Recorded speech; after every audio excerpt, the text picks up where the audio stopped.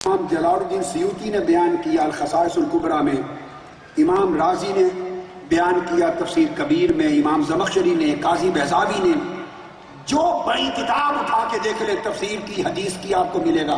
اور امام جلال الدین سیوطی نے تو پورا باب قائم کیا جنات کا آقا علیہ السلام کی بارگاہ میں آنا اور آقا علیہ السلام سے سیکھنا، پورا باب قائم ہے، ان کا اسلام قبول کرنا، قرآن کی پوری صورت ہے، ہر تفسیر میں اس کا ذکر ہے۔ امام ابو نعیم نے بیان کیا واقعہ، عقیلی نے بیان کیا، بہقی نے بیان کیا، امام رازی نے، زمخشری نے، ابو حفص الحنبلی نے، امام عبداللہ بن احمد نے، احمد بن حنبل کے شہزادے۔ الغرض جو واقعہ ہے وہ یہ کہ آقا علیہ السلام مکہ معظمہ میں تھے، مکہ معظمہ میں کھڑے، سیدنا فاروق اعظم رضی اللہ تعالیٰ عنہ فرماتے ہیں، کون؟ سیدنا فاروق اعظم رضی اللہ تعالیٰ عنہ، اور حضرت انس بن مالک اور کئی صحابہ روایت کرتے ہیں، فرماتے ہیں کہ ایک بہت بوڑھا شخص، کافی بوڑھا، سوٹی اس نے پکڑی ہوئی تھی، سہارا لیا ہوا تھا، چھڑی کا سہارا، سٹک کا، وہ آقا علیہ السلام کی بارگاہ میں حاضر ہوا اور آقا علیہ السلام کی بارگاہ میں حاضر ہوا تو اس نے جنات کی آواز میں، جو ان کی اپنی آواز تھی، لب و لہجے میں بات کی۔ آقا علیہ السلام نے اس سے پوچھا اس کی زبان میں، بتاؤ بھائی اے جن، جنات کے کس قبیلے سے ہو؟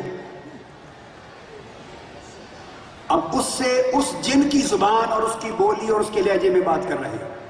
فرمایا جنات کے کس قبیلے سے ہو؟ آقا کو جنات کے قبائل بھی معلوم ہے۔ اب جواب سنیے، اس نے کہا میں ابلیس کا پڑپوتا ہوں۔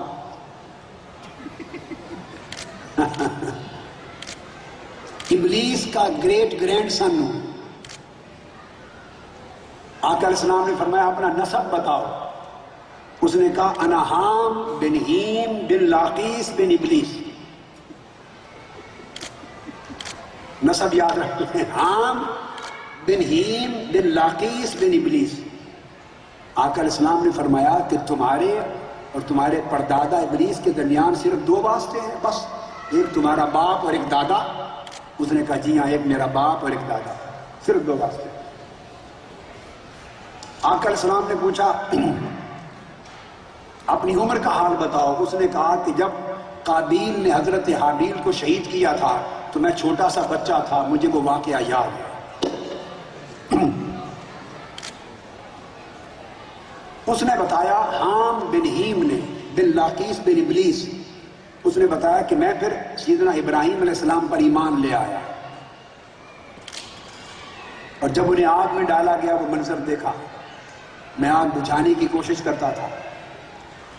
پھر اس کے بعد سیدنا موسیٰ علیہ السلام پر ایمان لایا، پھر اس کے بعد سیدنا عیسیٰ ابن مریم پر ایمان لایا۔ آقا علیہ السلام سے وہ گفتگو کر رہا ہے، اپنے ایمان کی پوری داستان سنا رہا ہے۔ موسیٰ علیہ السلام کی بارگاہ میں گیا، انہوں نے مجھے تورات پڑھائی اور سکھائی۔ عیسیٰ علیہ السلام کی خدمت میں گیا، انہوں نے مجھے انجیل پڑھائی اور سکھائی۔ اب وہ حام بن ہیم کہتا ہے، ابلیس کا پڑپوتا، کہ یا رسول اللہ آپ کی بارگاہ میں آیا ہوں، میرے پاس ایک پیغام ہے۔ آقا علیہ السلام نے فرمایا کیا؟ اس نے کہا جب عیسیٰ علیہ السلام کی مجلس میں بیٹھتا تھا تو عیسیٰ علیہ السلام نے فرمایا تھا کہ حام بن ہیم میرے بعد سب نبیوں کے سردار آنے والے ہیں، کل کائنات کے نبوت اور رسالت کے پیشوا آنے والے ہیں۔ جب حضور علیہ السلام تشریف لائے تو زندہ ہوگا، اور تو جب ان کی بارگاہ میں جائے تو میرا عاجزانہ سلام پیش کرنا۔ آقا عیسیٰ علیہ السلام نے آپ کو سلام کے علاوہ بھیجا ہے۔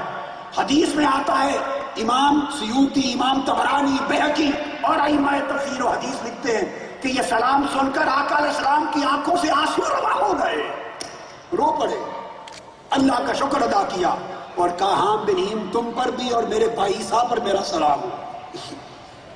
جب ساری بات ہو چکی تو اس کے بعد آقا علیہ السلام نے پوچھا تمہاری کوئی حاجت ہے، کوئی چیز مجھ سے چاہتے ہو؟ اس نے کہا یا رسول اللہ میں آپ پر ایمان لایا ہوں، مجھے قرآن پڑھا دیجئے اور سکھا دیجئے۔